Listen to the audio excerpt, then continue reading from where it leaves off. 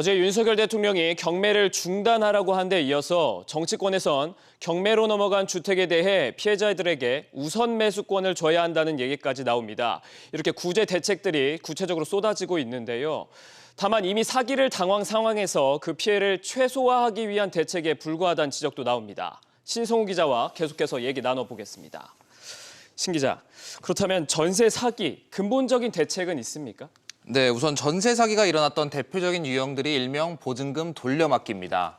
악성 임대인들이 전세 가격과 매매 가격의 격차가 크지 않은 것을 악용해 기존 임차인들로부터 받은 보증금으로 다른 주택을 매입해 무자본으로 보유주택을 늘려가는 건데요. 기존 임대차 계약 만기가 다가오면 신규 계약의 보증금을 받아 돌려주다가 감당하지 못하는 상황에까지 이르는 겁니다.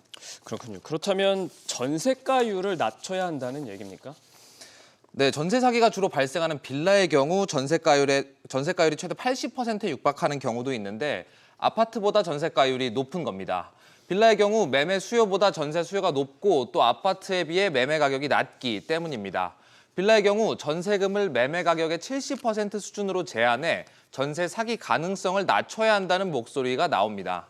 또 임대인이 전세 보증금을 받아서 다른 투자 용도 등을 위해 마음대로 사용할 수 없게 용처에 제한을 둬야 한다는 주장까지 나옵니다. 보증금을 이용을 해서 주택을 매입하거나 이런 레버리지로 사용하기 때문에 보증금의 일부를 제3기관에 예치하게 한다던가 그다음에 보증금을 일정 수준 이상은 못 받고 나머지는 월세로 전환시키도록 한다든가. 네, 다만 전세가율을 인위적으로 낮추거나 또 용처에 제한을 두는 방안 모두 전세 공급 유인을 떨어뜨려 시장의 위축을 가져올 수 있습니다.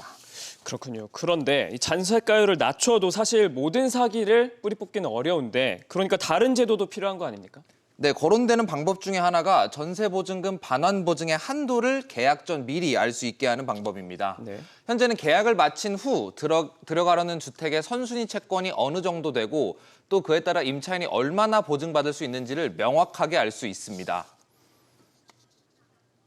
들어가기 전에 이게 얼마짜리 전세가 타당한지 또 어느 정도 보호받을 수 있는지를 미리 알게 되면 세입자는 그 이상 돈을 주고 들어가지 않겠지요.